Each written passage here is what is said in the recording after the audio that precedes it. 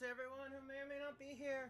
Welcome back to the stream where we play non-violent games. Games that reward the player for intellectual and or emotional engagement rather than for combat or other kinds of violent gameplay loops. We're back. Sorry I missed you all on Tuesday. The internet was just acting up big time, so I wasn't able to make it, unfortunately. Because I had to spend the entire time fiddling with the internet, trying to get it to work. So, you know, what you gonna do, I suppose.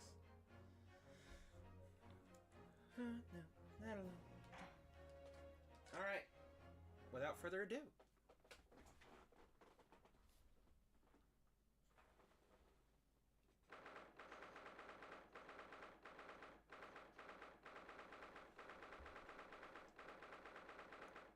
November 2nd, 12:33 p.m., the Old Bailey, Defendant's Antechamber. Oh, there you are, Rodo. What kept you in my for there? Hello, Mr. Sholmes. Gina. You sure about what you said in there? Like the boss, you know, actually died the day before? It's pretty hard to swallow. Yes, I was shocked by the revelation too, Gina. As was I, possibly more shocked than both of you. It's not a competition, Mr. Sholmes. I was more shocked than all of you put together. This is the autopsy report in question, is it? Yes. I mean, it's strange that there's no time of death noted. I suppose there's a simple explanation, or perhaps it was a deliberate omission. I suppose there's a simple explanation, or perhaps it was a deliberate omission. Dear, if it was deliberate, it puts me in mind of the last case we worked on, Dr. Scythe. I know. Anyway, it seems that on the day before Lord Van Zieks discovered his body, Inspector Gregson was investigating the Red-Headed League, so perhaps something happened with them. Come to think of it, you had trouble with those League men too, didn't you, Mr. Sholmes?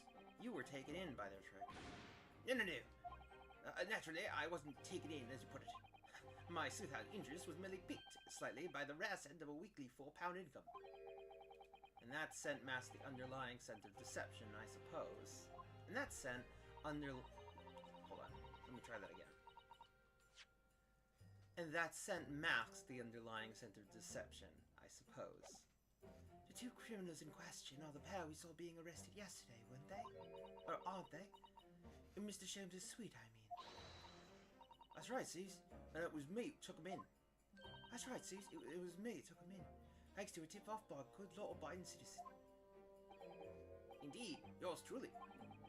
So it's going to be that pair in the witness stand next, is it? Something doesn't quite make sense to me, though. The day before Inspector Gregson was found, you hadn't had trouble with the Red-Headed League yet.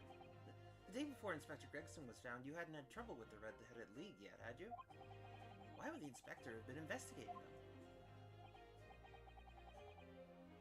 Well, the likely explanation would be that Gregson's own sleuthhound interest was piqued by the rare scent of a weekly £4 income. Don't tar him with the same brush as you, Sholmes. Yes, well, then there's the whole issue of Inspector Gregson being investigated by Lord Van Zieks for some reason. The Reaper, the Red-Headed League, Inspector Gregson, Lord Van Zieks, and Kazuma. I feel as though he knew we'd arrive at this point somehow. Gosh, I think you're right. What's he really trying to achieve here today? All the answers will soon be revealed. Observe the time, my dear fellow. This recess will be over very shortly. Yes, you're right.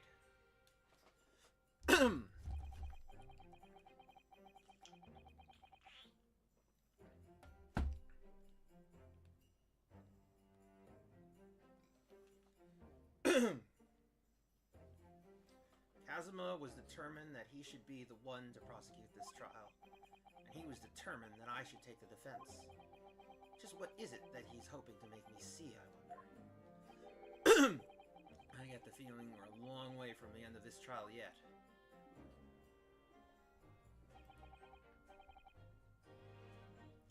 Are you ready then, Mr. Sato? Yes.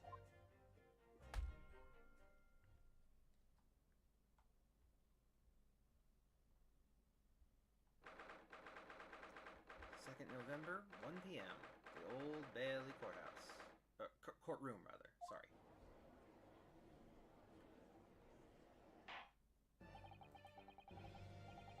In the name of Her Majesty the Queen, I hereby declare this court to be in session again. We resume the closed court hearing of Barak Van Zeeks, here present, who stands accused of murder. Now then, Prosecutor Asui. My lord. Have you summoned the witnesses as requested? Yes.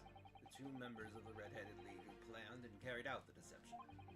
They arrived not long ago from the local prison by police carriage. Very good.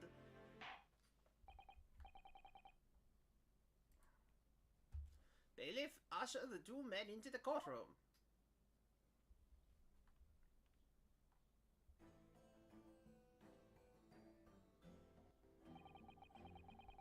These 2 men are currently being held by the police on suspicion of attempted extortion.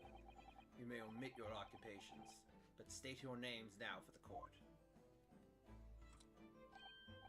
I am Fabien de Rousseau,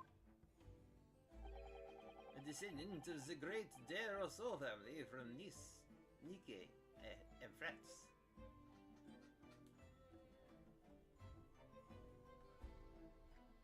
Oh, no. Another French accent. No. Okay, I am going to... I'm not doing a French accent again. For your sake as well as mine. Okay? I'm not doing it. I'm not. I'm not doing it. A descendant of the great Dr. Rousseau family from Nice, France. From Nice, in France. Like, I guess I'll just, like, I'll do it in, like, do it like he's putting on an act or something. Like, maybe he is descended from France, but he doesn't have a French accent, but he's like, oh, I want to put on a French accent. Or something. I don't know. Anyways, let's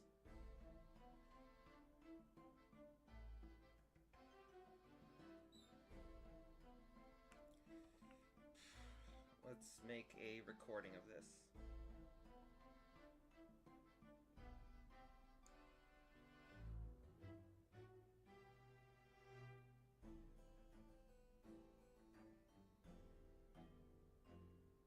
Okay. Voicemail app, where are you? There you are. A descendant of the great de Rousseau family from Nice in France. No, that's not right. A descendant of the great de Rousseau family from Nice in France.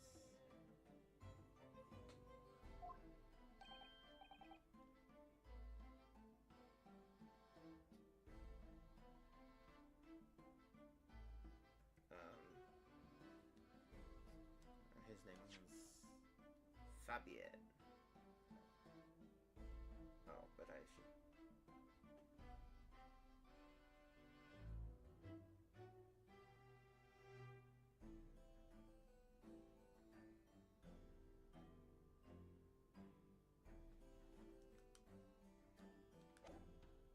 And my name is Peppino de Rossi.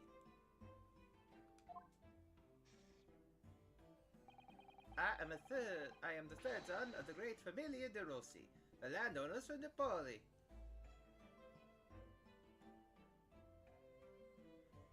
I am the third son of the great Familia de Rossi, the landowners from Napoli.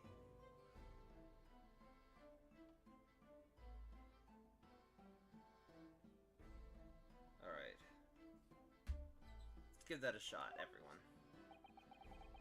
The 2 men first became acquainted at a boarding school for European The 2 men first became acquainted at a boarding school for European nobility. Those who graduate from Temzik are the future leaders of Europe. But, Do you have any idea how boring it is to be born with noble blood? Hello? I make it my mission to get the better of the world by employing the little grey cells of my brain. That is all I am trying to do, eh? So that's the only reason for this whole grand deception you've been carrying out? Oui! You could say that.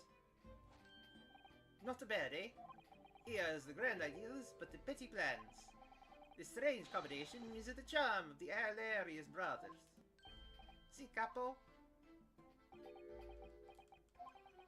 Listen to me, Peppino. Listen to me, Peppino. I have two things to say to you. Che, are you about to tell me something of a grand anecdotes?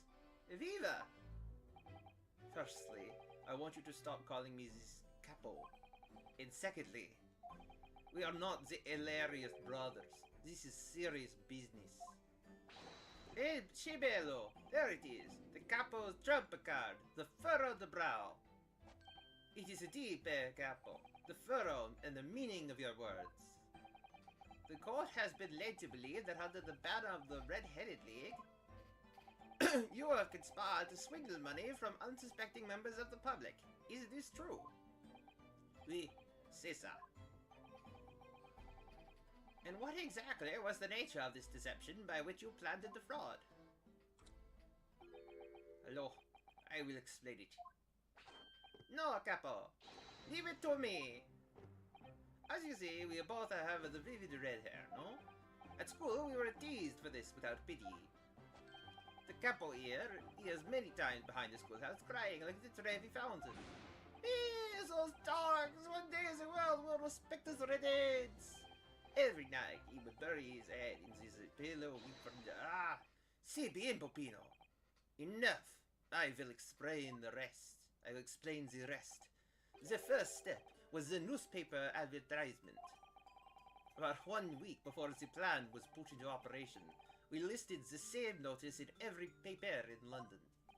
Paper in London. Paper in London. Yes, we saw that notice. It was this one, I believe, entitled To the Red-Headed League. Oui, c'est ça. I am honored that you have seen it. It states that the only condition for joining the league is having flame-colored hair, and that if you satisfy the interview panel and are admitted into this league, you could receive a weekly income of £4. On the dates specified, red-headed hopefuls gathered in droves at a park specified in the advertisement, and from each person present, this pair took an application fee of 5 shillings. And with the money, to France! It was a plan most elegant, no? No, it was most dishonorable. But to be frank, I'm stunned anybody was foolish enough to be taken in by such an obvious trick. The park was described by one witness as choked with red-headed folk, like a coster's orange barrow. And the day on which all these men gathered to apply was the day before the victim was discovered. Crucially, these two men spoke face to face with every single person present that day. Oui, I have seen more red-headed people in one day than I will see in the rest of my life. See. And now, every time I see the capo's hair, I feel sick to my stomach. Anyway, why have we been summoned here today? Sorry? The date for our trial was not until tomorrow, I was told. Naturally, neither of these men have been told any details about this trial. They've only been shown this photograph. Very good. So, Mr. De Rosa and Mr. De Rossi, you will now give your formal testimony to the court on the subject of the gentleman pictured in this photograph. Of course, we are always ready to help with the law. We are always ready to help with the law. We are always ready to help with the law. I don't even know. At this point, I'm barely even trying with the French accent at this point, because I know if I try hard, it will fail. I am not ready to do French accents. I couldn't do them last time, and I've barely practiced. In fact, I haven't practiced at all. So, can't do it this time. So I'm just reading it and doing what I can, I guess. And I, again, apologize to any French people, as I did last time. We had more than 1,000 red-headed people assembled in the park on Lime Street that day. But I don't recall the man in this photograph. Eh, Capo? No, I don't remember him. Obviously, he is dead now, but I assure you, he was not in the park. Allora, this victim has nothing to do with this. You have a lot to answer for, Peppino. It is your fault that we got caught in the first place.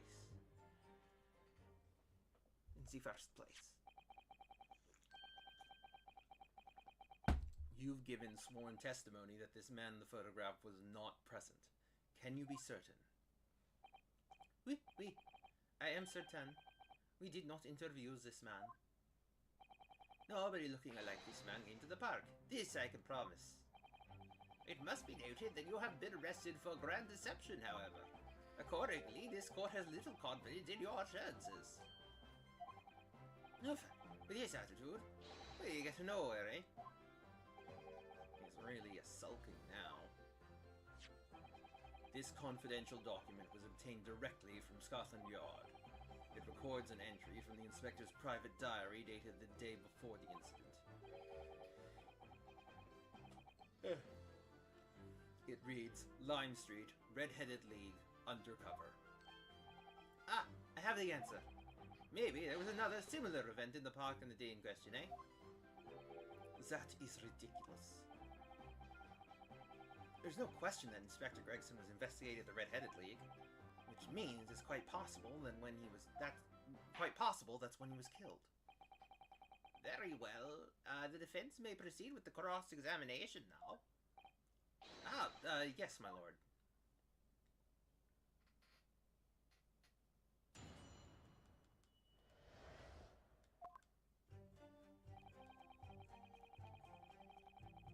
Hold it! 1,000 people? That's a very big crowd. It was quite a spectacle. Redheads had come up from all over the capital. It's quite a spectacle. See, the capo here, he has the magnetizo animale, eh? Nobody else that could attract so many people. If I could be born again, I would be the capo. All those people wanted was the money, Peppino. The £4 per week. Are you suggesting that you spoke personally with all 1,000 applicants? Oui. That we did. Because every one of them paid us 5 shillings. We take their names and we take their money. We take their addresses as well. Then I tell them we take some days to let them know by post if we need to. Maybe a 2-minute person. We start early in the morning and we stop late at night. So you earned 5,000 shillings in one day? That's a small fortune. Who would have thought there were 1,000 such gullible redheads in London to start with? One of whom was a great detective with chemically altered hair.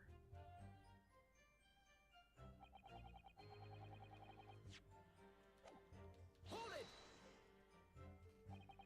He doesn't look at all familiar? No, I don't think so. And this is a wig, eh? He is trying to trick us. I do not like the people who are trying to trick the other people. Says the con artist. If between them they interviewed 1,000 people with red hair, it would be unreasonable to expect them to remember every face. No, senor. I may be a small, but my memory is very large. I never forget a thing. In my opinion, I do not think this man was in the park. But he's not going to give the court a definite, it seems. Eh, Capo? You didn't see a man like this, eh? No, I don't believe it. Hold it! But according to what you've said, you spoke with 1,000 or more people that day. Oui, that's true. And my eyes were burning by the end of the day. Surely then you can't actually remember every single face.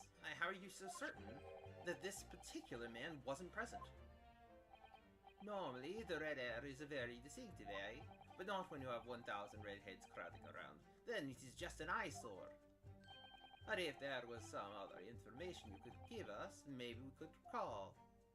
Maybe we would recall. That is not the line, Peppino. Remember, we do not remember him. We are sure of that fact, eh?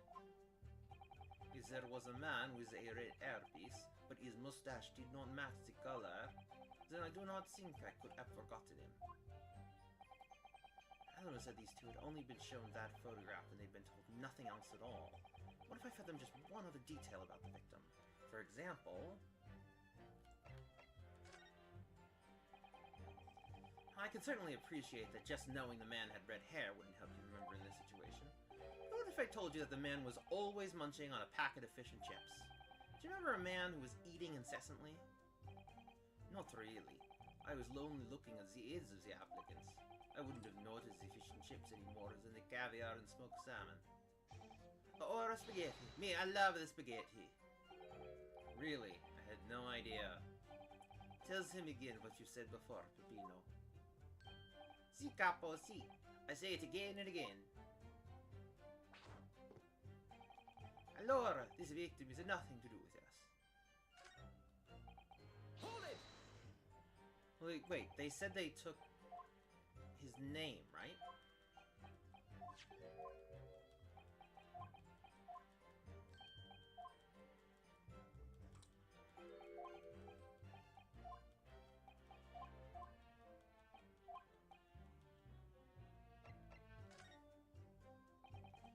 Certainly appreciate that just knowing the man with red hair wouldn't help you remember in this situation. But what if I told you that the man's name was Gregson? The man in the photograph is Monsieur Gregson. Yes. Names, they are boring. I do not listen to any of them. Oh. It was not a real interview, eh? It was just for a show. Why would I remember the names? Why would I remember the names? That's right. This changes nothing. The man in the photograph was not there, as we have already said. I see. It seems there's little to be gained from pursuing this point further. Tell him again what you said before, Peppino. Si, capo, si. I say it again and again. Hold it! But we only have your word for that. See, but what else could we do, eh? True. Uffa, we are not having much fun these days. First we are arrested, and then we are shown the horrible picture of the dead man. And now you question every single thing we say. We are the victims here. Aye, Capo? No, you were caught carrying out a plot to swindle hundreds of innocent people. You had to bring that up, eh? It's not fair. Aye, Capo?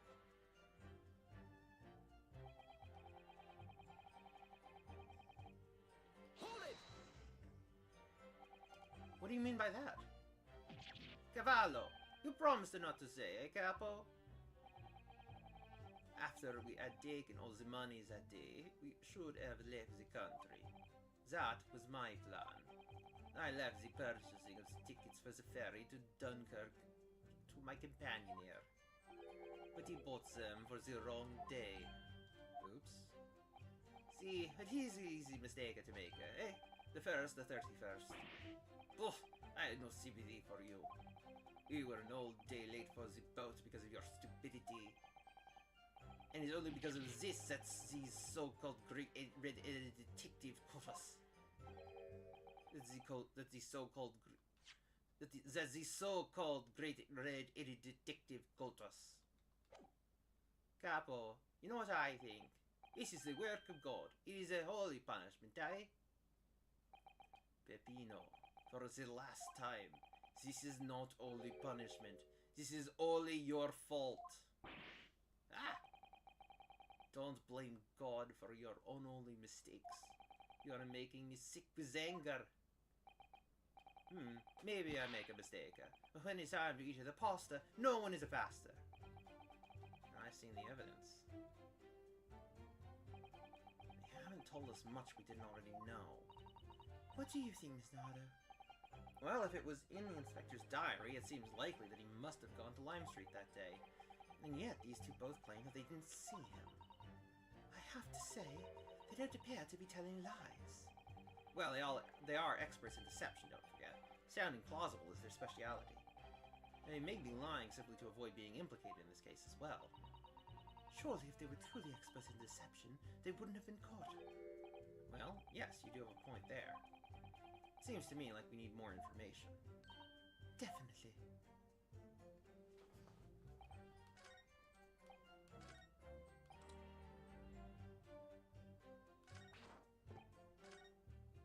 Hold it! I guess let's try the last one. His occupation.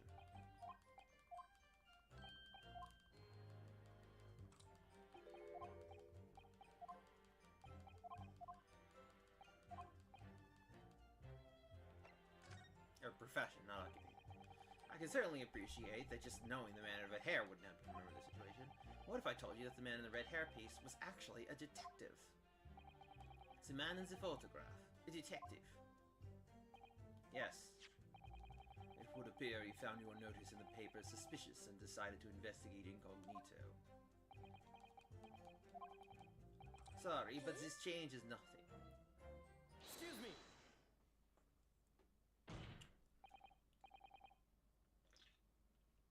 Something to add, Mr. DeRossi. See? See, I'm always adding something. Parmesan, olive oil, pepper. What I mean is, did you not agree with your friend's last remark by any chance? Eh? What did he just to say? About the detective? Yes, that. Keep your mouth shut, Peppino. You have said enough already. But why, Capo? What is the problem? There was a man who said, I am an inspector from Scotland Yard. What? Good Lord. I thought he was undercover. Order, order, order. Explain this volte-face in your testimony, witness. It's simple. A man who was at the park said to us that he was... There was no such man. Told us that he was an inspector. There was no such man. My God. Ah, what you were saying, Capo? Have you forgotten, eh? I have forgotten nothing. Nobody like this came to the park. Basta, Capo, basta. You beat me at many things, but not two. The memory and the meals. Like I said, when it's time to eat the pasta, no one is a pasta. But you are inferior to me in every other way. So shut up. Objection!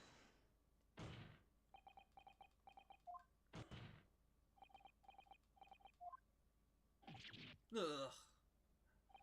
Trap turret. The damage is done. Indeed it is, sir. Oui, there was a man who came to the park and he said he was an inspector from Scotland Yard. However, he looked nothing like the man in the photograph. He was someone else. How can you be so sure? Because, to start with, his face was completely different. See, it's true, it's true. The man who came was younger. His face was clean-shaven, his eyes were sadder, his chin was thinner. No resemblance whatsoever then. Anyway, I was not going to be fooled. I took the obvious precaution and said to him, if you are really a detective, show us the proof. See, the capo here, he doesn't take no nonsense, eh? But he was well prepared. He said he had identification. Identification? You mean official police inspector's identification? That is most unconvincing. That is most unconvincing. Sorry, my lord? Counsel, no incognito inspector would offer his identification for inspection. It's quite out of the question. Definitely. Why would he expose his true identity? Clearly, the papers were fake. Certo, capo. You are a genius. As we say in Italia, it takes a thief to recognize another, eh? And what happened after he announced that he was a detective? He became very annoying. He said, you are under investigation. Investigation. So I took his papers from him and chased him out of the park. It was a fantastico. Look, here is the identification. So you stole it from the man. He had it coming. He made us very scared. But he was not who he said he was. Oh, hey, Bardock! No, not Guild of Redheads. It's the Red-Headed League. That's the name. Indeed, the person described does not appear to have behaved as a true inspector would. However, I believe it would be prudent for these identification papers to be entered into evidence. But I like them. Inspector's identification has been entered into the court record. Now, let us return to the witness's testimony. What's the difference between a league and a guild? I actually have no idea. Worth looking up. But I feel like there is a difference, but I have no idea what it might be.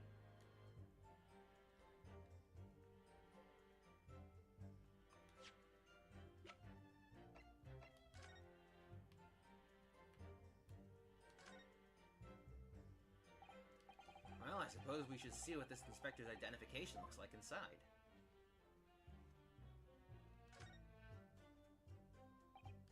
Yes, it definitely looks fake, doesn't it?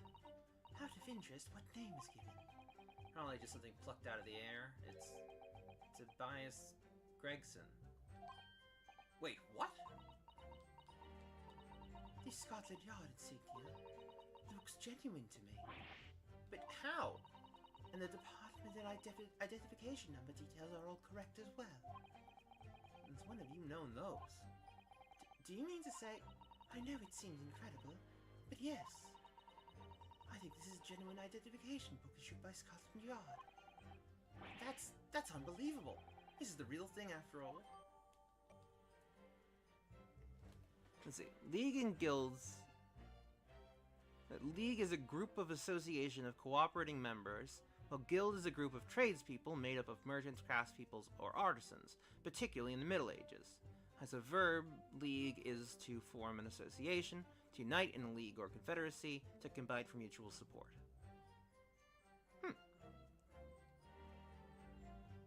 Cool. That's interesting. That's an interesting... So, yeah, these guys are definitely not... It's not a red-headed guild. I mean, unless you could technically call theft an art? Technically? Maybe? Like a little bit of a wiggle room there, at least. So, assuming that... Like, that the Red-Headed League is made up mostly of con artists, they could use that little bit of wiggle room, call it an art, call conning people an art, and then call themselves a guild. But they didn't. They called themselves a league. So, it's irrelevant. But that's interesting. Thanks for looking that up.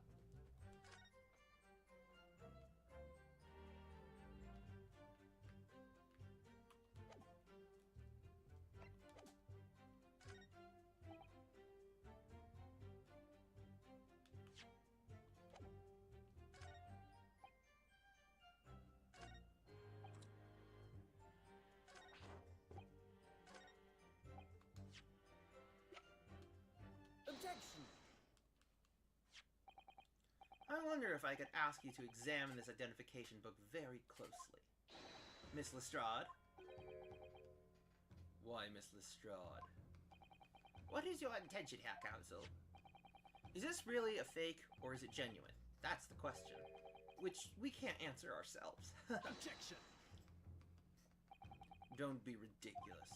No Scotland Yard detective would allow his or her identification to be stolen. That is the boss's. No question about it. It can't be. As I suspected, the undercover detective who attended the Red-Headed League's enrollment on the day in question was the real Inspector Gregson, carrying out an incognito investigation. The allures! Is that Kazuma? Yep, that's him. He's the prosecution in this case.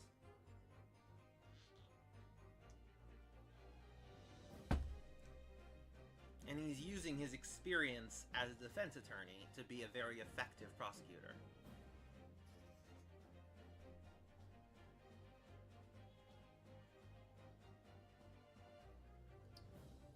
Order, order!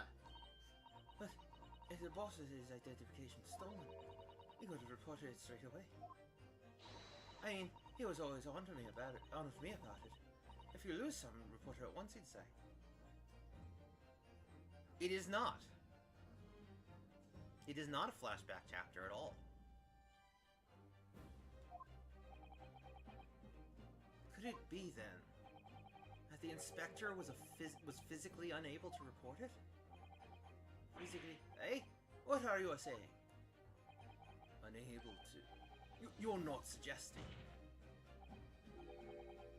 Yes, it's quite possible that he was killed before he had a chance to report his identification stolen. No. Yep, Kazuma is alive and well. Well, physically. Whether he's well mentally has been a question.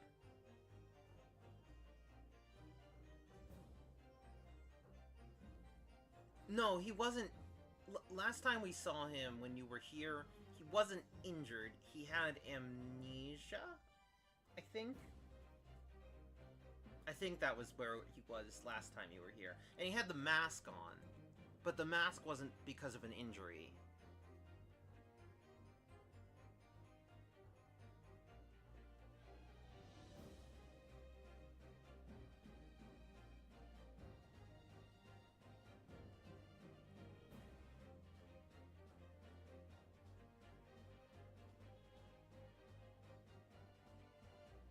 So, like, he had recovered from any of the injuries. No, he had recovered from any of the injuries by the time he was revealed to be alive. He just had amnesia. Yeah, so. Order, order, order! The defense posits that the victim was killed the day before his body was discovered at a different location. Do you two have anything to say about that? Hey, oh. I know nothing. Hey, oh, I done nothing. Hey, oh. Pull yourself together, Peppino. Mon Dieu, you can behave a little more like a master criminal than that, no? Hey, I wish I had returned to Italia. Hey. Stop crying, Peppino, please. Otherwise, Tommy, stop your whining and start talking.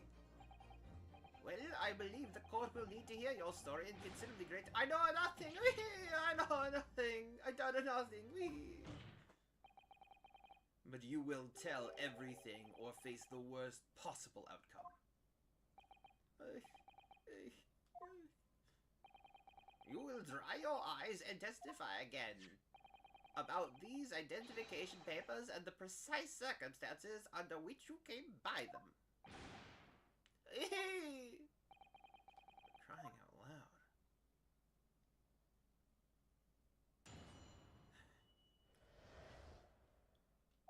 Detective in the eye. The truth is, we took him prisoner and kept him for the night as our secret hideout. Even though I didn't think he was a real detective, I was too scared to let him go that day, just in case. We took the man's identification from him and shut him in the room next to ours. There might have been a little tussle, but we did him no harm. And the next morning, we let him go. He spent the night in a nice room. It was nothing like prison, really.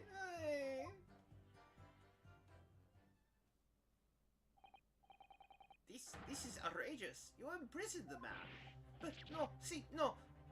It was not like a prison. It was a very comfortable and calm and happy. Ay, capo.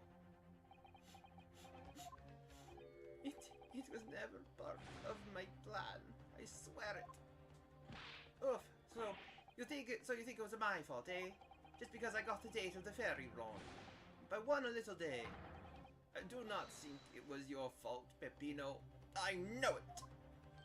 No, no, no, no, no. Per favor, capo. It is not fair.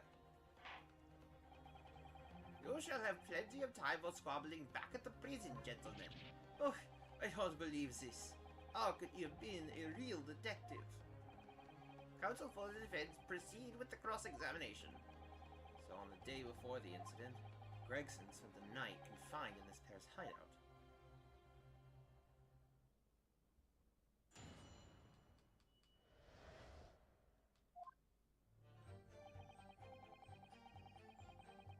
Hold it!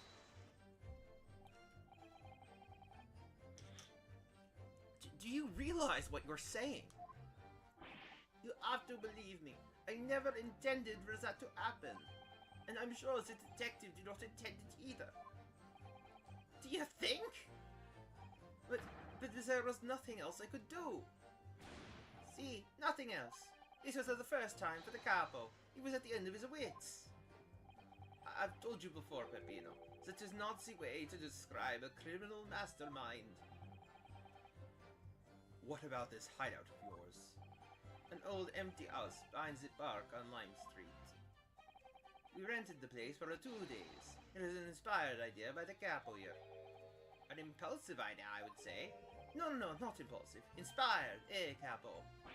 What am I supposed to say to that, Peppino? And it was in the house you described, and it was the house described that you confined Inspector Gregson, was it? But you have to remember, I was under the impression that he was a pretender, not a real inspector. Yeah? What? What's up, Bardock? That doesn't quite add up, though. If you didn't think the man was a real inspector, there would have been no reason to take him prisoner, would there? No, you're right. We couldn't be completely certain. Told me last month that you'd likely do Professor Layton after finishing Ace Attorney, right? That is still currently the plan.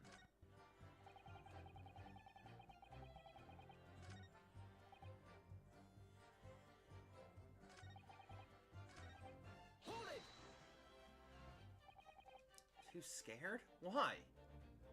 Because why had he come here to the park? We didn't know. There was a chance that he had seen through my plan. And if that was the case, he would go straight to the police station to blow the whistle on us. Even if he was just feigning to be an inspector, he was up to no good, eh? Without a doubt. I think most people would agree that it's you two who are up to no good. Well, see, you may be right. You're gonna need a few boxes of tissues for the third game. It's gonna make you cry a lot. Alright. Have you played through the entire series? Or any of the games? Or have you just, like, watched playthroughs, or... Because I want to be clear, no spoilers.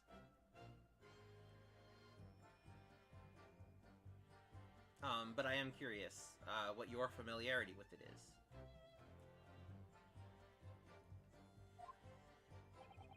The point is, we were not able to escape from England immediately.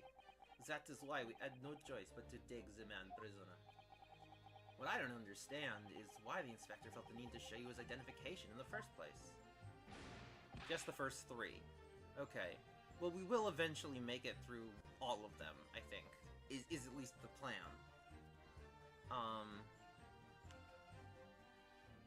But we'll see.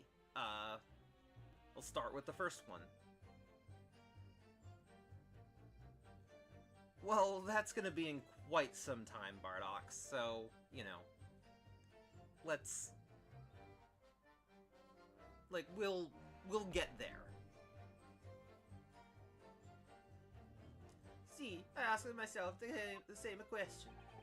We were writing down the names and addresses of all the people who took 5 shillings from that day. I've forgotten what name he said, but the address, it startled me. See, address, Scotland Yard, Homicide Division, he said. What? He probably didn't like your face, Peppino. Anyway, I was not rude. I just politely asked him why he had said it. And that's when he started to say he was an inspector. Not long afterwards, he took out his identification. What was Inspector Gregson playing at? Tell the court what happened next. We took him back to your hideout, you say. See, we did it. We took him out identification from him just in the room next house. Hold it! That being this identification book here, correct? See, that is the one. What made you believe that it was a forgery? I never seen a real one, of course. But he was so suspicious, this man. Allora, I was thinking, it must be falso. Eh, capo? Oui, she's just as Peppino has said. We were convinced it was not genuine. And so together, the hilarious brothers, we took the man captive. All we did was shove him inside a locked room. Then we made preparations to transport all of the money. In for a penny, in for a pound.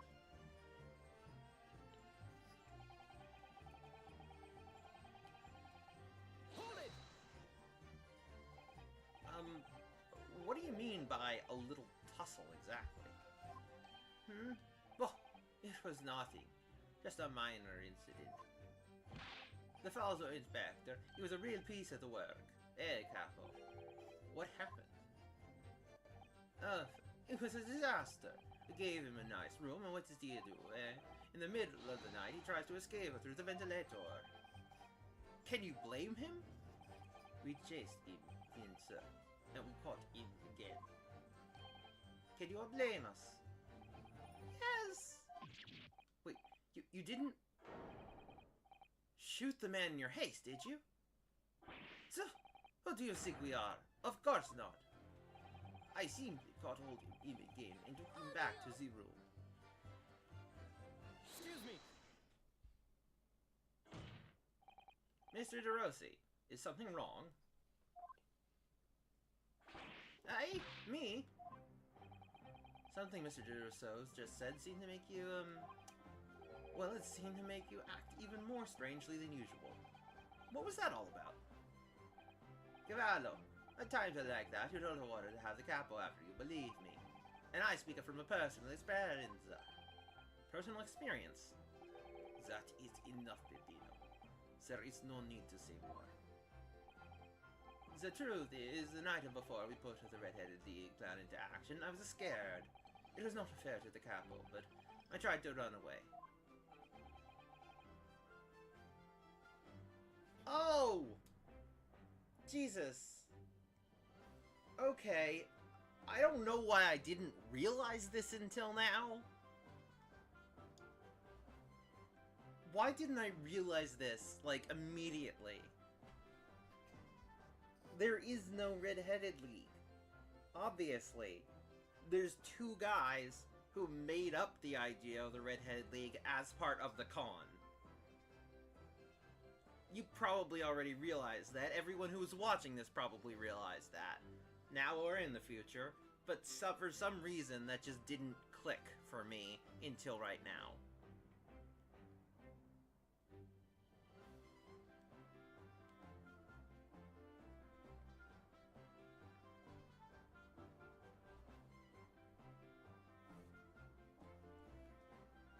It's a shame you didn't manage it. But the capo here, he came after me like a turbine.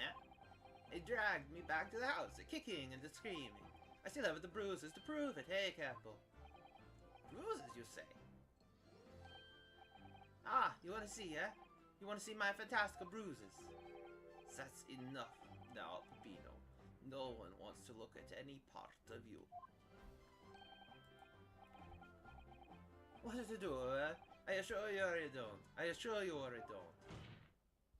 You do, now. Allora, if everybody wants to see, then I do it. Ecco, you see? It's still very visible, eh? That red ring around your neck? You got that when you were dragged back to the house? See, the capo, he's very rough. I said that's enough. Peppino's neck is nothing to do with what we are talking about here. You have my word. Yes. What is your opinion, Counsel? This red ring around Mr. DeRossi's neck. I wonder, does it matter? I'm sure it matters. These things always matter. Mr. DeRossi, I'm going to have to ask you to amend your testimony with details about that mark on your neck. Aye, Capo. You see? Everyone is interested in what I say, eh? Oh.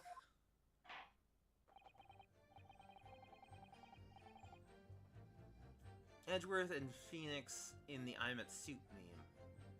How would it go? Well, obviously, Phoenix would be the one at Soup. Edgeworth is not... Edgeworth has too many brain cells for that. Phoenix has just about the right amount.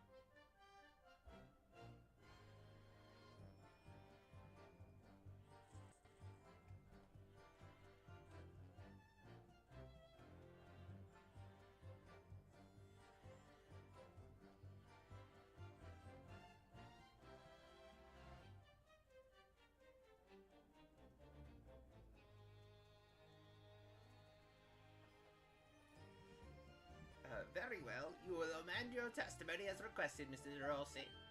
See, if you really wanted to know. He tried to escape, but the capo put a collar on him and dragged him back, like what he did to me, see? Hold it! Are you saying that red mark was caused by... See, a big collar made from a leather. A leather collar? Is this true, Mr. de Rousseau? What? We had a Saint Bernard at home when I was younger. It is a souvenir from that time. It was a very strong chain. A strong chain? And you put that around your friend's neck? I'm sorry. I was so angry that he was leaving me alone. I did not have to tie the chain to the leg of the bed, though, eh? I would not have tried to run again. You didn't do that to Inspector Gregson as well, did you? Treated the people equal. Is the gap was your motto, eh? It's starting to sound a lot more like a prison all of a sudden. The capo is a tough, but the capo is a rough. I shouldn't have done it. So the following morning, when you released the inspector, he had the red ring around his neck, just like me. Peppino, s'il vous plaît, leave it now. Now you know, eh? The capo here don't want to tangle with him, eh? But for the inspector, he's not so bad.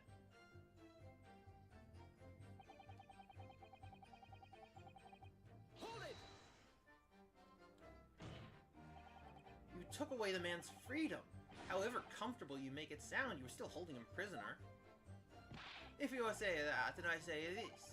There is something that it takes away our freedom too. The lack of money. So we are the prisoners as well, huh? All of us. Huh? No money, no freedom. This is the truth. It makes me mad, and it makes me sad. What can we do? Well, if you feel so disenfranchised, take money to court. Though it'll cost you, of course. There you have it. You see, this is why we need the Red-Headed League. To fight for this justice.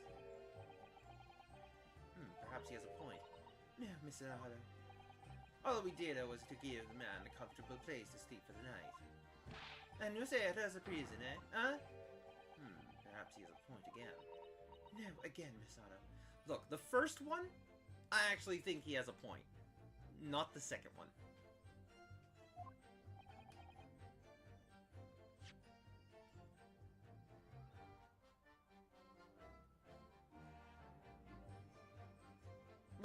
Okay, slight point for that one. Like, still not fond of the fact that they ran a con. That was wrong. But in terms of, like, having no money and then that taking away, like, your freedom, and then the only, like, way to do anything about that is then to basically spend more money. Like, that's a whole broken system that we do have to deal with, and that is a good point. But don't con people. That's just shitty.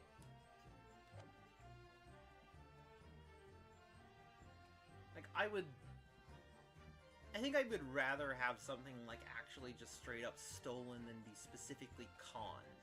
You know? Like, there's something about falling victim to a con that is, like, particularly just mean-spirited. Like, it doesn't feel like, oh, we need money, or we need, you know, whatever. Like, and that's, not, of course, never going to be guaranteed for any thief.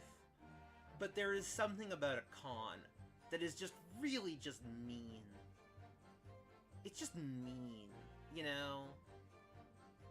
It's not just taking advantage of someone. It's not just, like, any of that. It's like, we not only want to take something from you, but we want to make a fool of you while we do it. You know?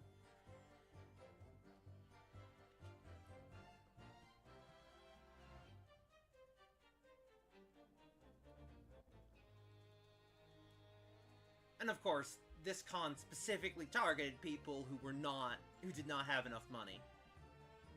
So, there's that too.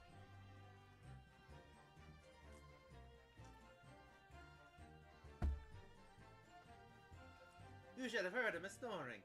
Right, yeah. If anyone was disturbed, it was us. Not much to go on, really. The testimony does make me wonder, you know. About this pocket watch belonging to the inspector, I mean. Ah, yes, the one he treasured so much, apparently. If he was confined but not restrained, as the witnesses are implying, he would still have been able to wind his watch. That's very true, yes.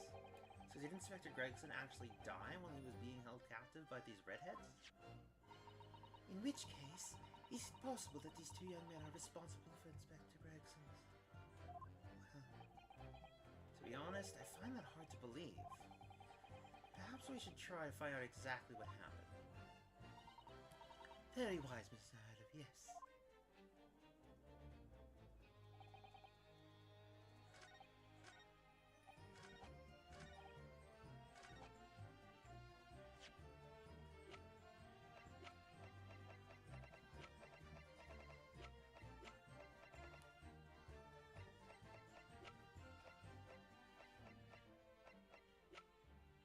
Wait, where's the...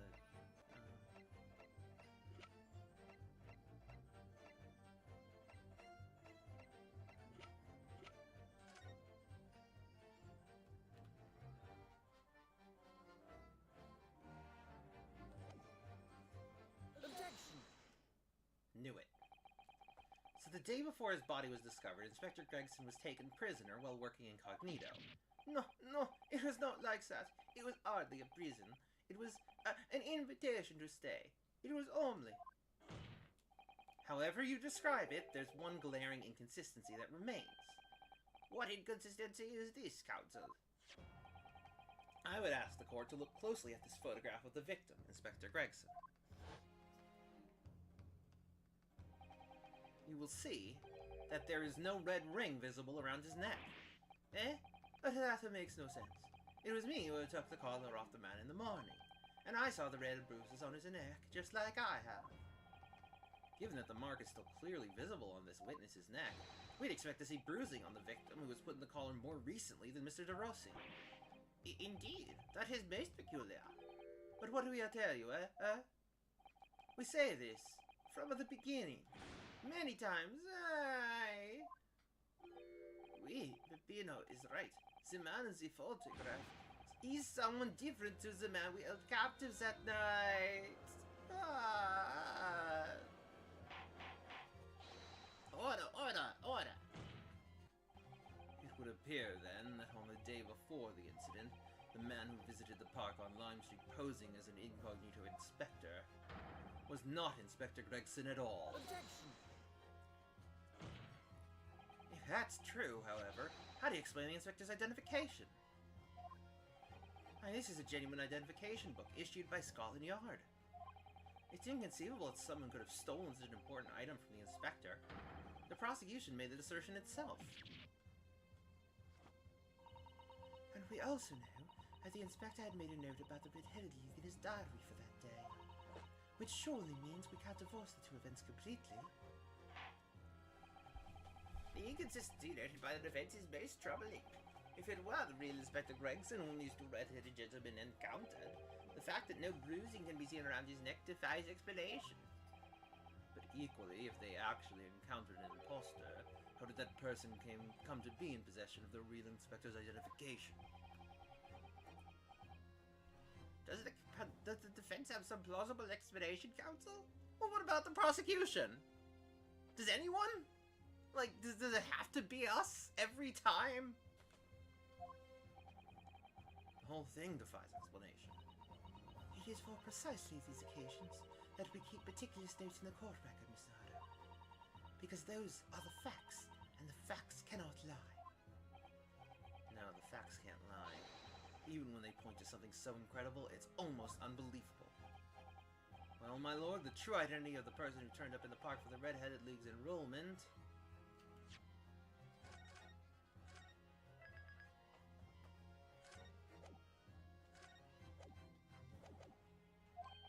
is revealed by information in the court record, I believe.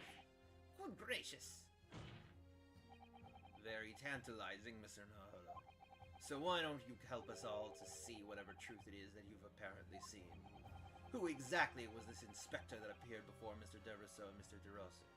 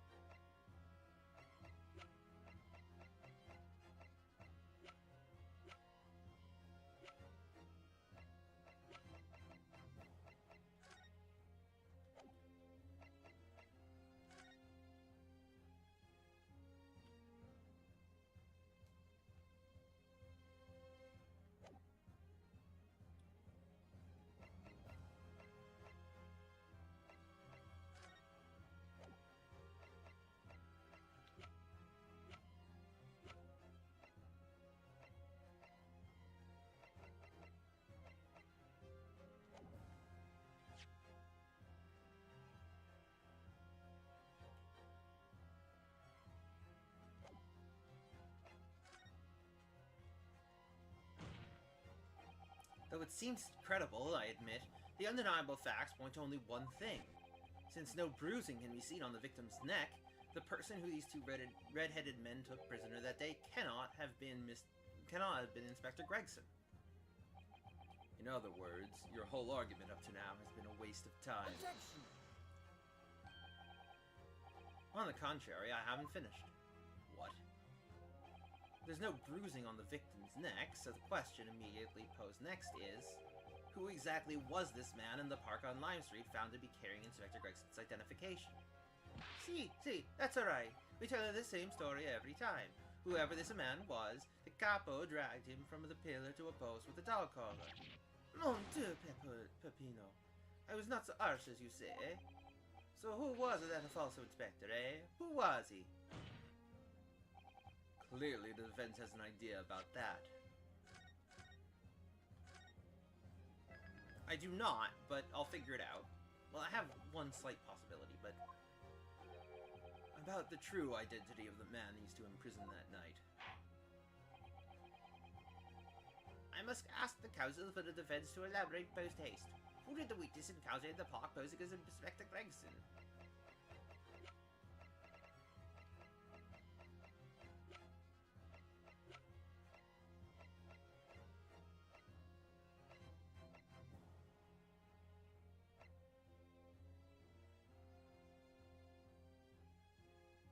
This is my theory.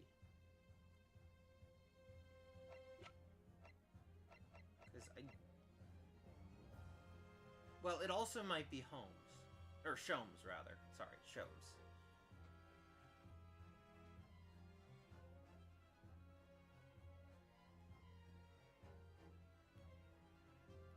Sholmes is probably the more likely one. I'm gonna give this a shot. Take that! It's surely no secret. This is the identity of the imposter. Oh, really? On what grounds? Well, I said it was no secret, but that part is. Dear me, if ever a penalty was in order, it's now, I feel. Like the punishment. The capo can lend you as a collar if you want, eh? Perhaps my little friend needs to experience what it feels like to be dragged around the streets by the neck. I'll use my imagination, thanks. Well, Miss Nardo, the red ring produced by the collar is clearly the crux of the matter here. Yes, the bruising around the neck.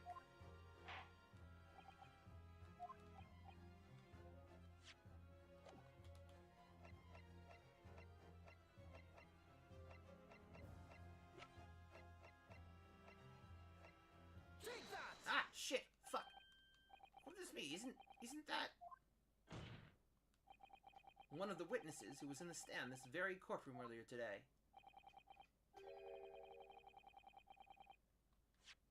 Holy shit! I genuinely cannot... Like, I completely pressed that button by accident.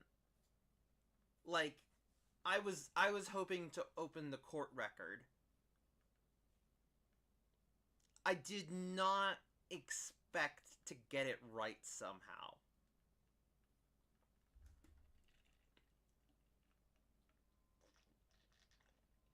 But it does make some sense. Gossip was the only one who had that kind of bruising. It's just like funny that I was trying to do something completely different, and like easily that could have been anyone else in any of the other profiles there. Easily. It is pure coincidence that it was the right answer.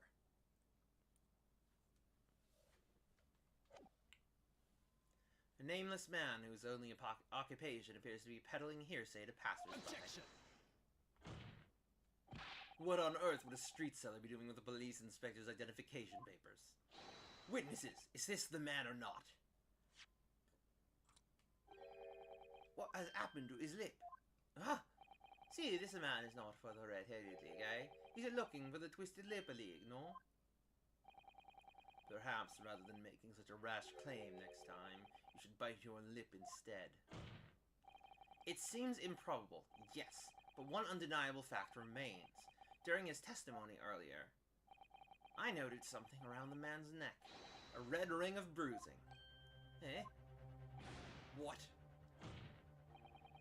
The defense demands that Mr. Gossip be brought back to the stand.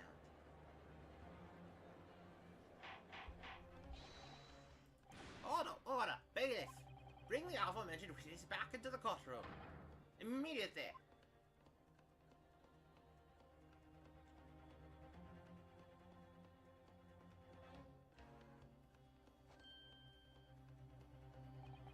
Well, I never.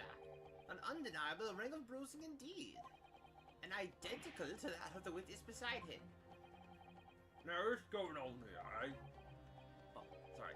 The other. I always have this, right? It's a birthmark, isn't it?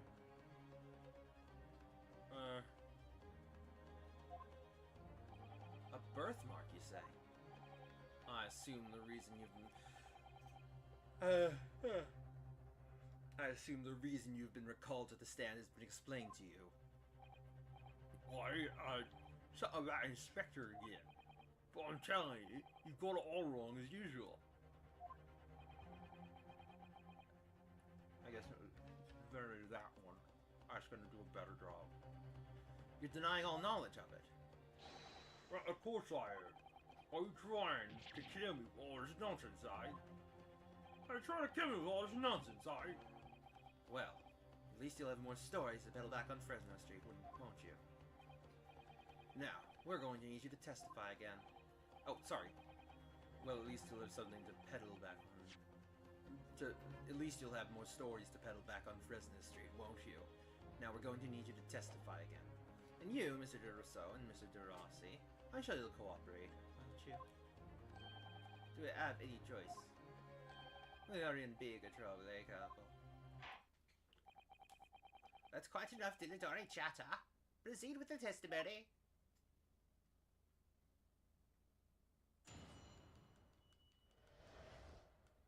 Inspector in the identification.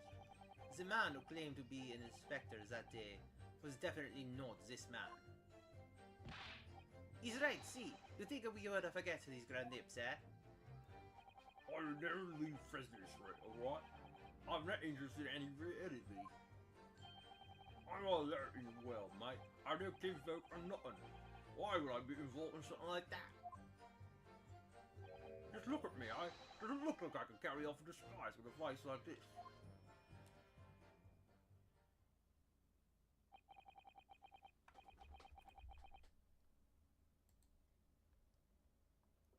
Oh, that's weird. Hold on a second.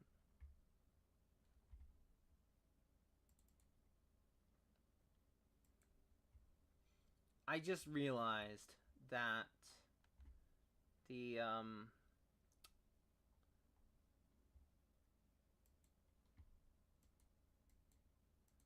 text in the chat box rather is well, it's white on a white background. Which isn't great, is it?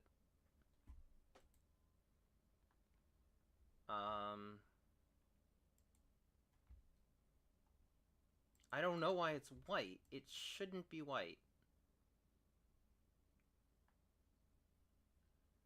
I feel like the setting was for it to be black, right? I mean, you wouldn't know. None of you would know. I said it, so. Alright, that's, you know, better than nothing at least. And we'll try and put the chatbot backs.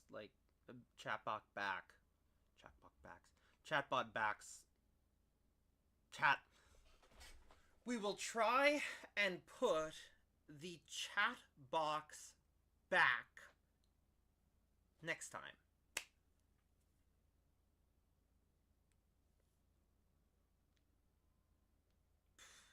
Okay.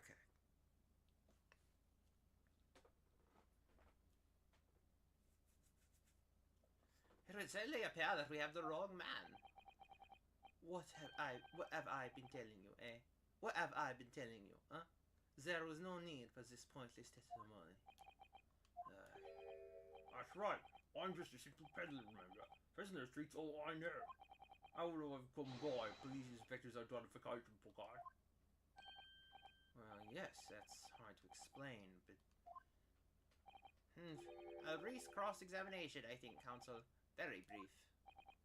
Isn't there anyone in this courtroom who thinks I might be onto something? I stand steadfastly by your side as always, Miss Nardo.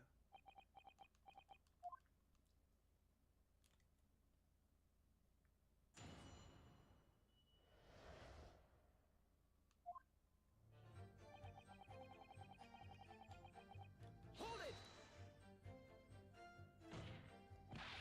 Cease. So you say, but how can you be quite so certain? There is no need to urge your hands on the desk, monsieur. Surely the writ isn't obvious, no? Because I've never before seen lips like this. Nevertheless, there's a clear red mark around Mr. Gossip's neck. And it looks very much like that left behind on the neck of your colleague by your prized collar. Mon Dieu, with your words, it is like you tried to wring my neck. It doesn't look very much alike on my neck, though, eh? No, this is a birthmark, lad. The biggest lips in London and a neck to die for. I pretty more women made, mate. Was the first time in my life. I feel lucky to have been born with red hair. And I thought being Japanese made you stand out in London. So you maintain that you've never seen this man before? Oui, c'est ça. I swear it to it by the flames of my hair. So fierce pride has outgrown the frustration with your hair now, has it?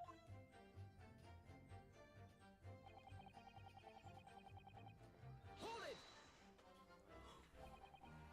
But yes, I don't imagine I'll forget those lips in a hurry either. don't imagine I'll forget those lips in a hurry either. That is what I am saying. For some reason, it makes me want to eat, how did the fair be in the card? An eclair. You know, I've never seen the hair as black as yours before either. Likewise, I've never seen red hair like yours until I came to Britain. See, maybe it's a national trait, eh? Maybe all of the people from this man's country have the grand lips. No, lad. I was born right here on Fresno Street, and I've never left. Uffa, that is the problem, see. So you definitely didn't go to the park on Lime Street that day, Mr. Gossip. Now, how many times do you want me to say it, eh?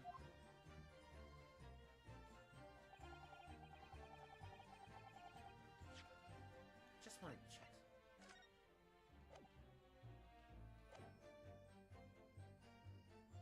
I just have this weird suspicion.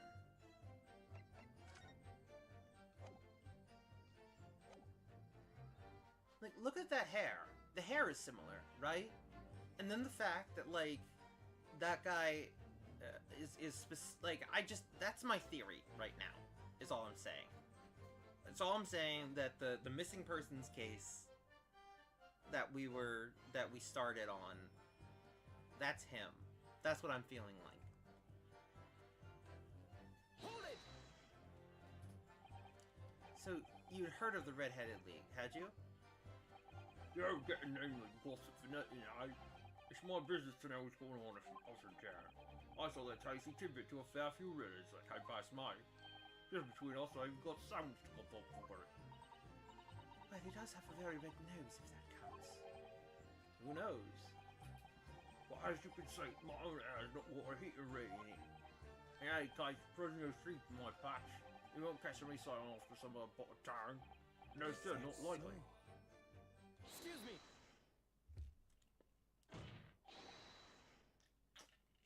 Mr. DeRousseau. Mr. DeRousseau. Oh, hi. Can I help you? Did Mr. Gossip's words just now lead you to remember something relevant, perhaps? It was the other day, when I was looking for a place near the park. A small house or something. To be the headquarters of your Red-Headed League, yes. I visited an Aussie agent on Lime Street, and there I saw him. This man was paying money to the agent. What? Mr. Gossip, with a housing agent? We had some kind of contract in his hand, and they were clearly discussing terms.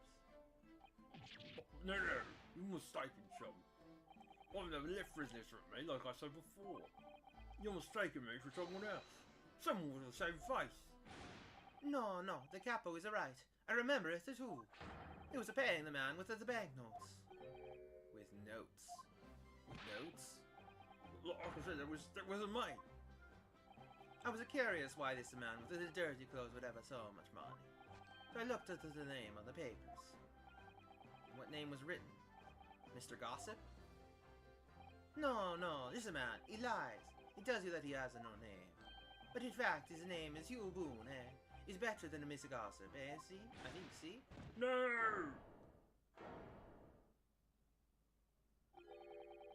I paid up 2 bits of information, like I said, on Fresno Street. That's that. I don't much like folks talking about my personal life. Indeed. And it is not the intention of the court to invade the privacy of witnesses. Very well, I shall respect your wishes, sir. The aforementioned name shall be redacted from all court records of this trial, assuming no objections. Objection! I'm sorry, my lord, but the defense does object. Because the name just mentioned has a very deep significance to this case. Good gracious, do you similarly object, Prosecutor Asagi? As it happens, my lord, that particular name has already been mentioned during today's proceedings. Well, I never... In what capacity? Hugh Boone. The name of the leaseholder of the room. Let me put this very simply. The victim's body was discovered in your rented room. I suggest, sir, that you start talking. Well, alright.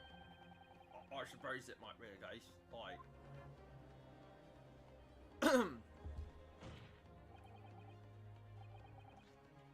So your real name is Hugh Boone? What, just between us? I don't like to blow my own trumpet.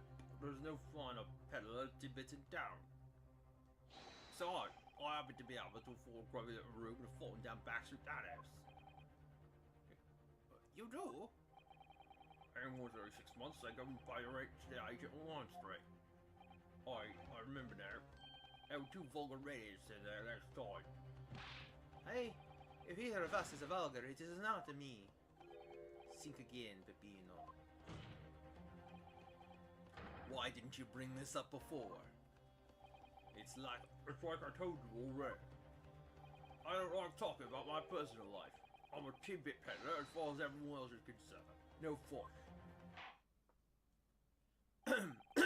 You will update your testimony to include this most surprising revelation, Mr. Boone. If I must. The leaseholder of Scotland Yard had been looking for since the body was discovered, has been here under our noses all along.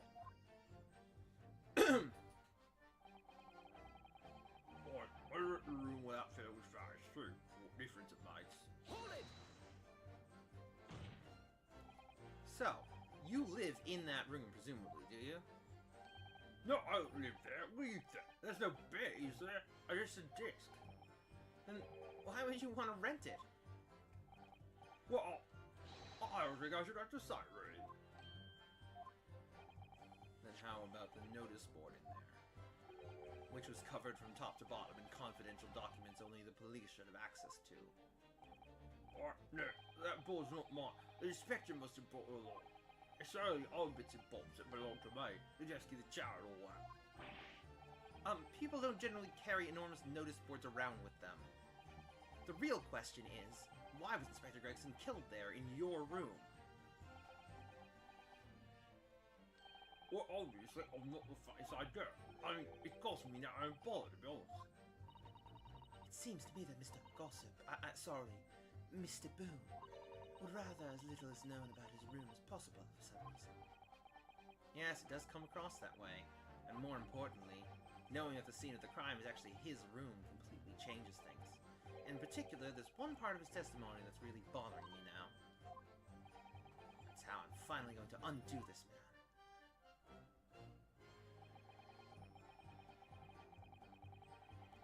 Hold it! You mean you have no family? Not all. So I spend my days on Fresno Street peddling tidbits to passers by. Open, just between us, this is. Eventually, someone else with lips like mine will come along. I don't think so. You might be right. Anyway, that mark on your neck is just too much of a coincidence for us to ignore. What's it feel to do, right? If you don't believe me, what it impacts. There's nothing I can do but flick me lip. Looks like I'm not going to get anywhere here unless I can produce some proof. You're basically saying I got dressed up and paid some for us inspector, are you? Well, it's beyond my idea I can do that.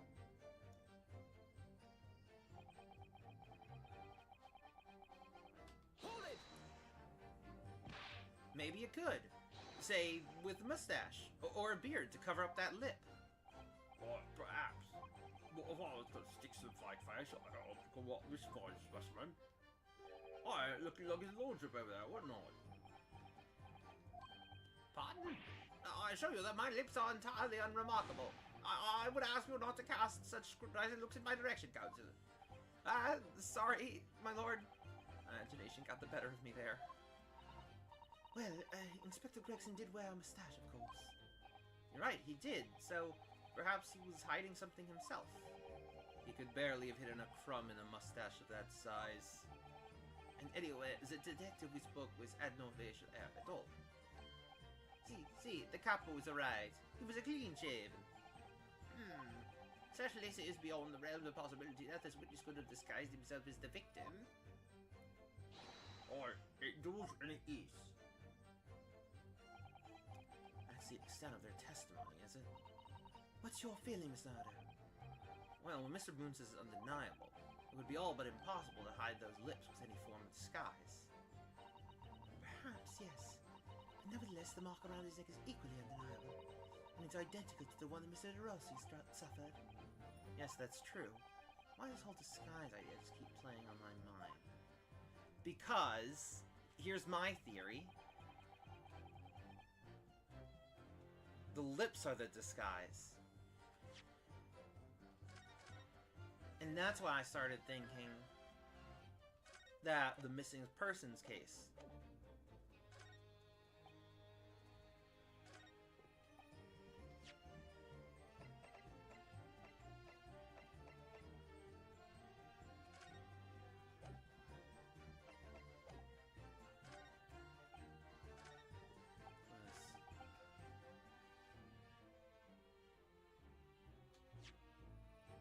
I'm just gonna try to present this. Wait, actually, no, duh. Okay, no, I've been right. I've been right, because this was found in his room. And this is the woman who hired us to find her husband. I've been right. I've been totally right. This was found in there. Objection! Yes! If you have no kinfolk, as you put it, then explain why is it among the spare furnishings we found this photograph in the room. I presume, as you've been renting the room, that this photograph belongs to you, does it not? What? Mr. Boone, drop the pretense and tell the court exactly who you really are. Oh, I don't know what you mean. I'm a peddler, I keep telling you so. You really don't need to follow it, mate. Please, just leave it alone. As the man says, leave it alone. Whatever the truth is about this man's life, it has no bearing on this case. Because it's simply not possible that he impersonated Inspector Gregson. Objection! How can you be so sure? Just look at the man. No amount of disguise could ever hide those unmissable features. Objection! But what if we were to look at this the other way around? What do you mean? Yes, counsel, what do you mean? Well, there's no denying that Mr. Boone's lip is very prominent indeed. But consider the possibility that his prominent lip is itself part of an elaborate disguise. Then hiding that prominent feature, in other words, revealing his true face, would make an utterly impenetrable disguise. Wouldn't you agree, Mr. Hugh Boone?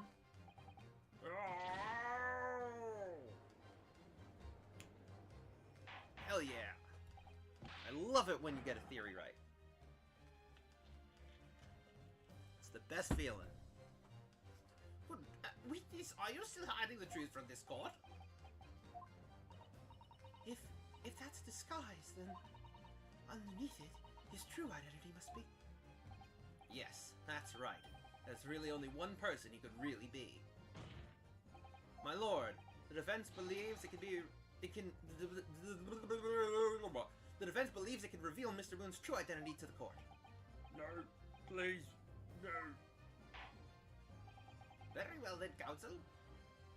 What is the true identity of this peddler who goes simply by the name of Gossip on the street? Take that! Your real name is actually Mr. Vigil, isn't it? Mr. Daily Vigil. I don't recall that name, counsel. Who is this Mr. Vigil? It's a name I encountered yesterday, my lord. It has to do with a certain client of Mr. Herlock Sholmes. A young gentlewoman came to the detective asking him to locate her missing husband. The woman in this photograph, in fact. This is Mrs. Vigil. What? From what I understand, you haven't returned home since the night before the inspector was found dead. But of course, on that night, you were being held captive by the two red-headed League men. And last night, you were put up by the prosecution service in preparation for testifying in this trial. Because we'd been led to believe that you, Miss Venus, and Mr. Sandwich were all homeless. Being important witnesses in this case, we needed to know where we could find you, of course. And that explains why you've not only been unable to return home, but also unable to contact your wife, who's been beside herself with worry, waiting for you at the Vigil residence. No, you just hold on a minute. I had the first idea. What I'm talking about? Really? It's a simple enough matter to confirm my suspicions. All we have to do is pull off that disguise. No, please. Bailiff, bring soap, a sponge, and a washbowl at once. Mr. DeRusso and Mr. DeRossi will restrain the witness. Wait, my lord. See, my lord. No! Stop! Get off! Down!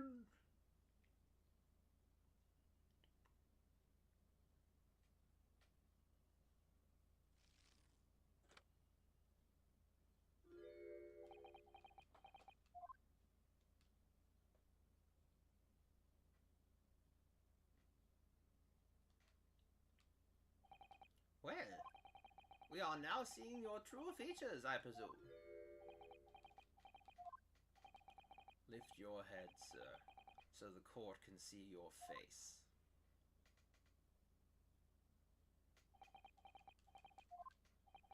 It would appear that the defense counsel's assertion was entirely correct. This has all been a very elaborate deception. So, witnesses, tell the court, have you seen this man before? I don't believe it, but... See, there is another question. This is how the inspector we saw at the park. Extraordinary. On the day of the Red-Headed League enrollment, the man claiming to be Inspector Gregson, who appeared before Mr. DeRosso and Mr. DeRossi in the park, was you, disguised as the inspector. Or rather, was you posing as the inspector in no disguise at all. Mr. Vigil was formerly employed as the chief warder at Barclay Prison. The chief warder? Then your career had promise. Why would you quite... why? You would quite possibly have become the future governor of the prison. What on earth have you been doing practicing tittle-tattle on Fresno Street? Well, it's been 10 years since Mr. Vigil worked at the prison. 10 years.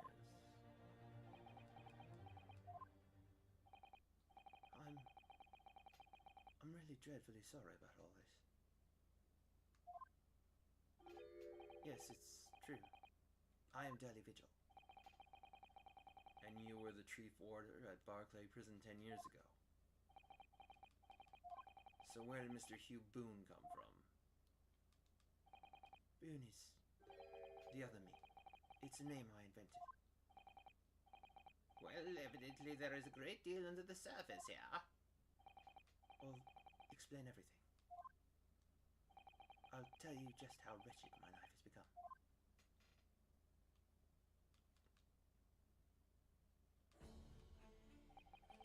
As you say, it was 10 years ago now that my employment as Barclay's chief warder came to an end. Having left the prison service, I searched for some new occupation by which to earn a wage.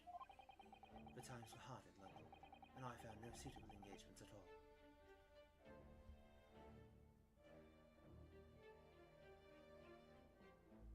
The times were hard in London, and I found no suitable engagements at all.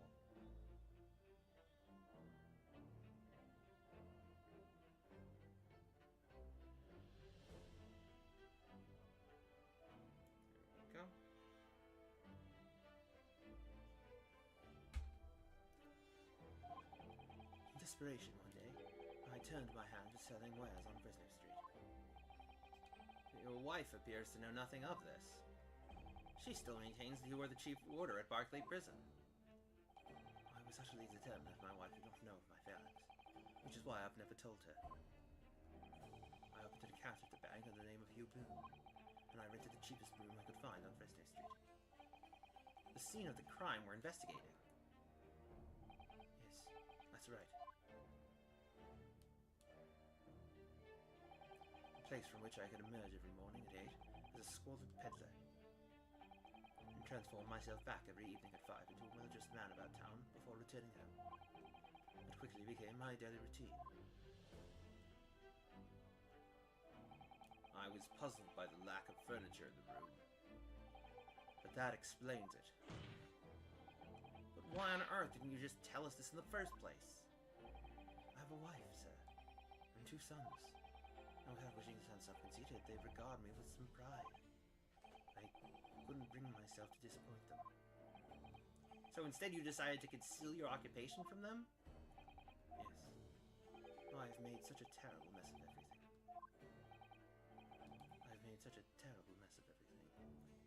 Still, one thing doesn't add up. No matter how many tidbits of information you conceal a passing gentleman, even at 6 pence a piece, you couldn't hope to match the salary you must have commanded as chief warder at the prison. Very true. To have kept your family in comfort despite 10 years of somewhat misbegotten employment. That was all thanks to Inspector Gregson.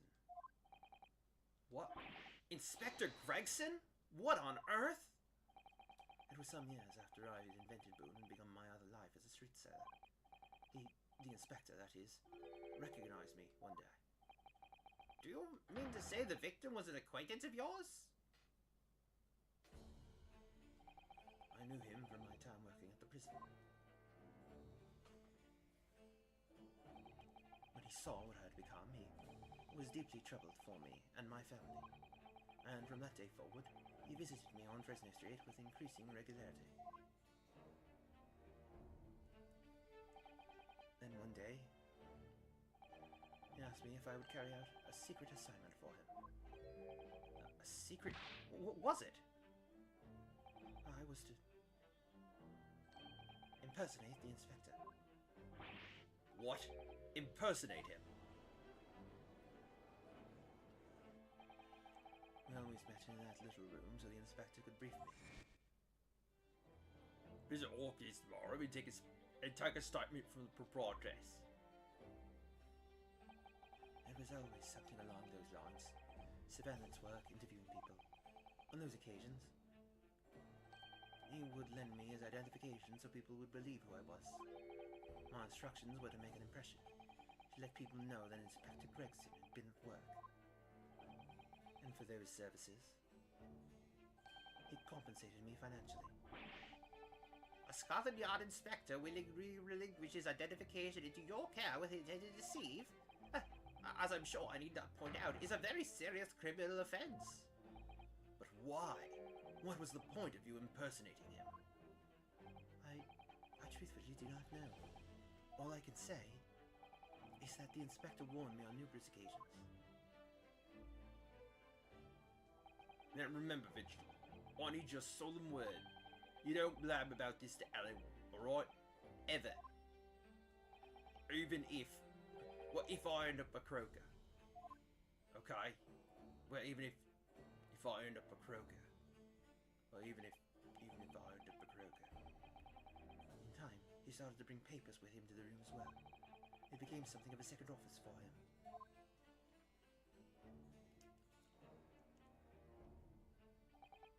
So, in fact, the person who declared himself to be Inspector Gregson at the part in Lime Street was really... Yes, it was me, acting on the inspector's orders. As usual, I removed my Boone disguise, and then went as instructed to the park, armed with the inspector's identification book. It never occurred to me that the bruise on my neck might give me away.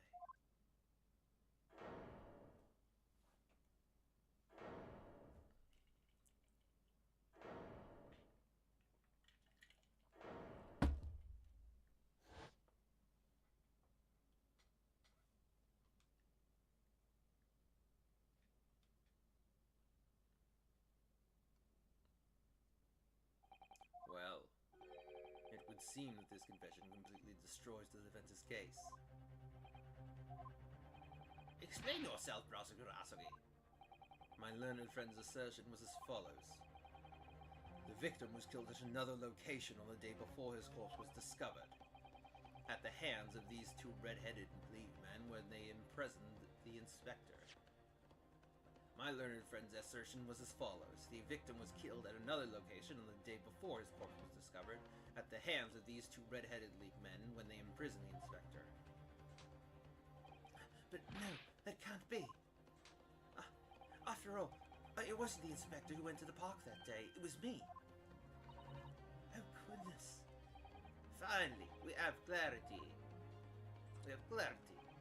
It had nothing to do with the murder of the inspector. And merci, monsieur, the facts are proving it. What? Ah!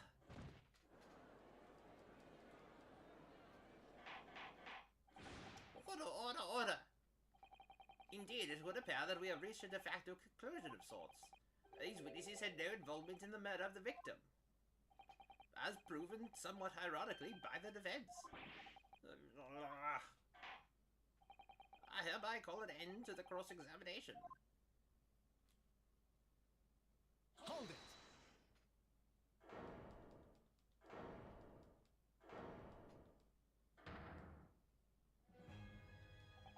Pardon me, my lord.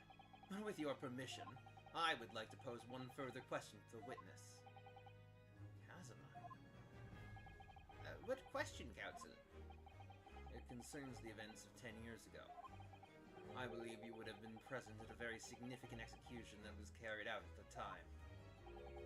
10 years ago. An execution of the professor, Genshin Asugi.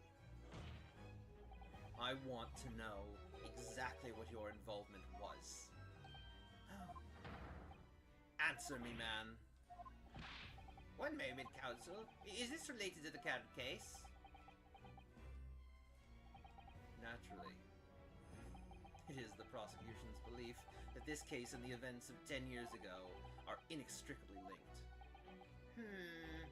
Does the defense concur, counsel? Kazuma, you're not yourself. You're not as calm and collected as usual. Poor Kazuma-sama. No wonder he's acting this way. Mr. Vigil's memories of what happened 10 years ago would tell the tale of Genshin Asugi's last moments. His own father. I know. I do understand that, but even so. Prosecutor Asugi,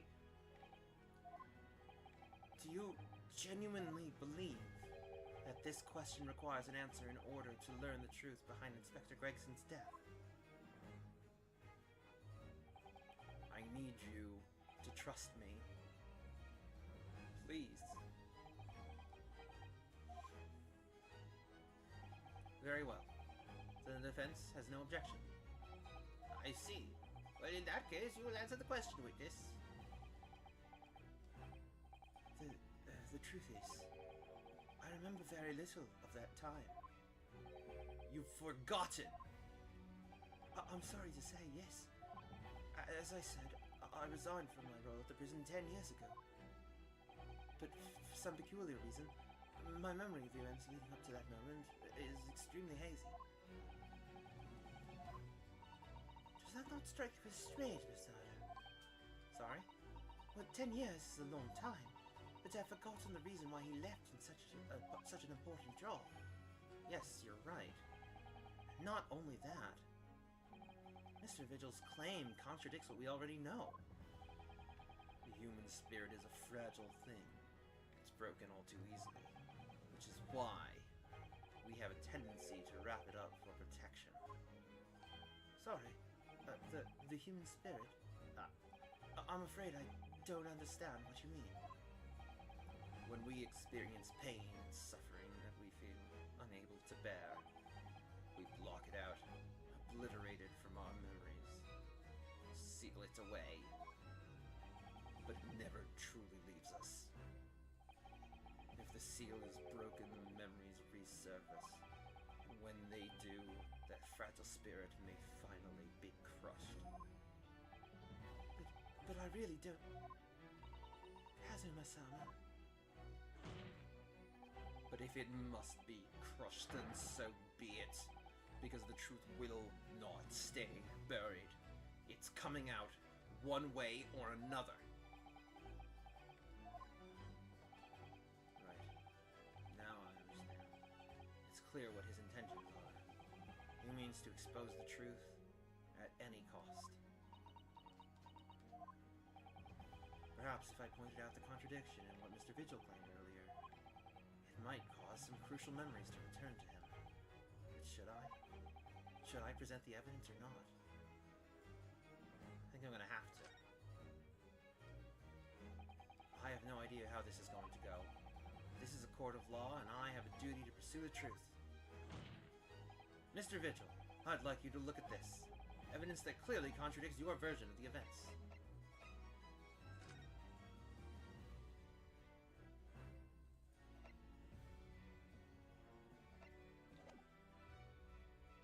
Take that! Just a few moments ago, you made the following statement. I resigned from my role at the prison 10 years ago. Well, yes. In other words, you claim to have left the position of Chief Warder of your own volition. Well, yes, of course. But why? Tell me. Do you remember seeing this document before? No, I don't. This is a dismissal notice ordering the immediate termination of a prison staff member's employment. A dismissal notice. And the name on the notice is yours, Mr. Vigil. What? What? It's mine? So you didn't resign from the prison service at all. For some reason, you were dismissed as Chief Warder from Barclay. No, there's been some mistake. I'm sure I tendered my resignation. This dismissal notice is nonsense. Isn't it? If you were forcibly dismissed, there must have been good reason. Clearly, you did something. Mr. Vigil, it's time to break the seal and have you remember.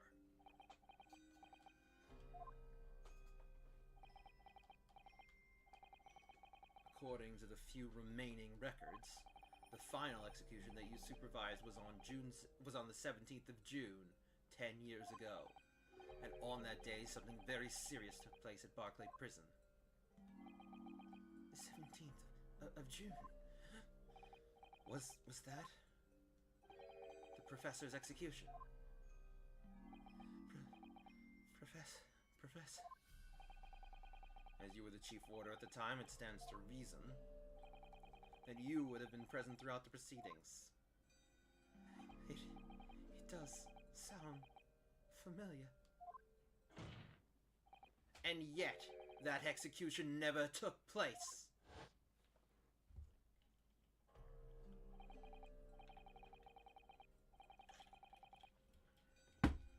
The convict, ostensibly executed earlier that day, later re-emerged from his grave. The convict came back to life. In the cemetery, in the middle of the night, there was a witness. However, the witness claims that a moment after he saw the convict clambering out of his grave, a gunshot rang out from over his shoulder, and the bullet pierced the professor's chest, killing him instantly.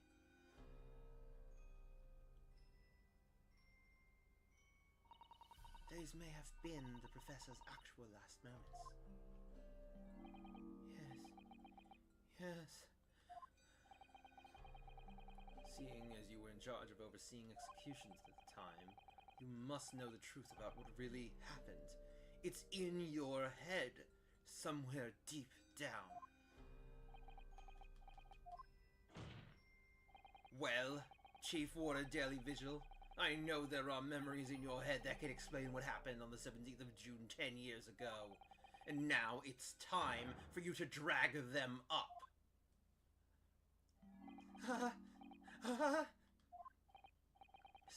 Mr. Vigil.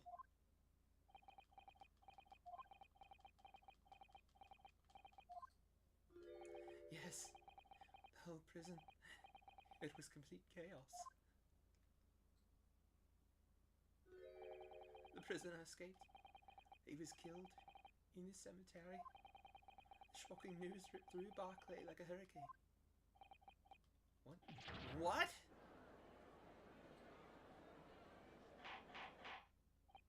Order! Do you mean to say, Mr. Vigil, that your memories of the time have returned? My my head. It's like some floodgates have been opened. The images, the screams. Oh my goodness. The papers. There were reports, articles about a man who'd seen a ghost. Yes, he knocked her over. But surely those reports were exaggerated. There were traces at the scene. Traces of what? Traces of what? In Lowgate Cemetery, at plot number 139. Blood. Lots of blood. That's where the man was buried, of course. Well, obviously, something terrible had happened there. The depths of conspiracy and depravity from which this tale is emerging are quite staggering. I've reviewed the police records from that time extensively. A thorough investigation was conducted by Scotland Yard to ascertain how the convict managed to escape in the first place. And the conclusion reached by the investigating team was that a member of the prison staff must have been involved. Are you suggesting that a prison warder abetted the man's bid for freedom? Yes. Yes, and I was suspected of doing it. Of using that mass murderer's execution as a way to help him escape. You did what? I remember now. The whole of it all is coming back to me. One evening, a few days after the execution, some detectives came to the prison. I was called to the governor's office at the top of the watchtower.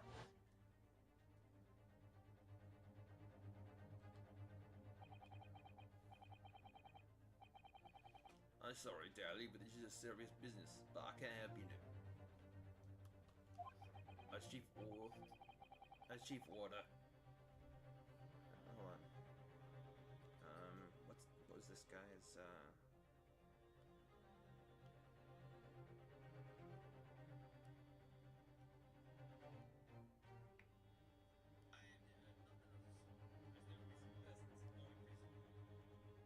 Oh, I forgot to, name it.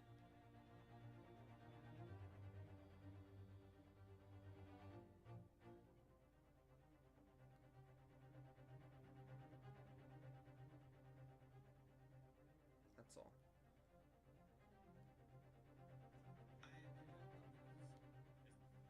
As chief warder, you were responsible for overseeing the execution of 4, eh? Well, it seems that the fellows at Scotland Yard want to have a few wee words with you about it.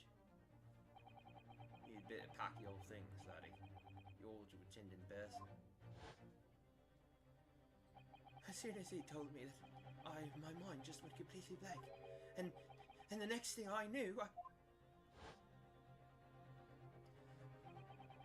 the Professor, the most hated killer in our country's history. And I let him escape. I'm finished. My life is over.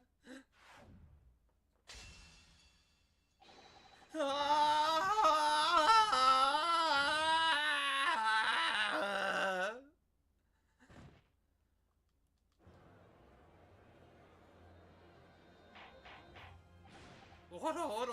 Bailiff, fetch a doctor at once! Court is adjourned for today with immediate effect. That's a hell of a place to So, stop. with Mr. Vigil's collapse, proceedings came to an abrupt end for the day. Once again overshadowed by the legacy of that notorious killer, appearing like a cursed ghost ship on a foggy ocean. Lord Van Zeeks, Mr. Vigil, Cosima, and Gregson.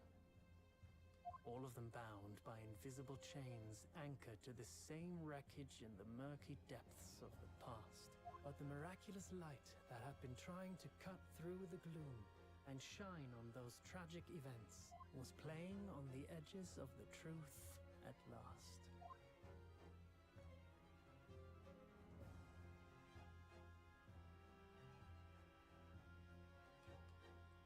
Perfect timing. But a hell of a place to stop.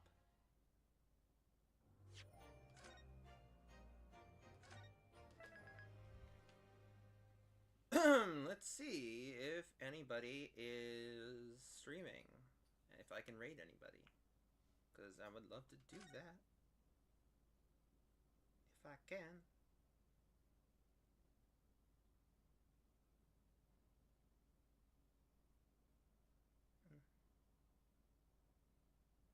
That's an option. Nope. Okay.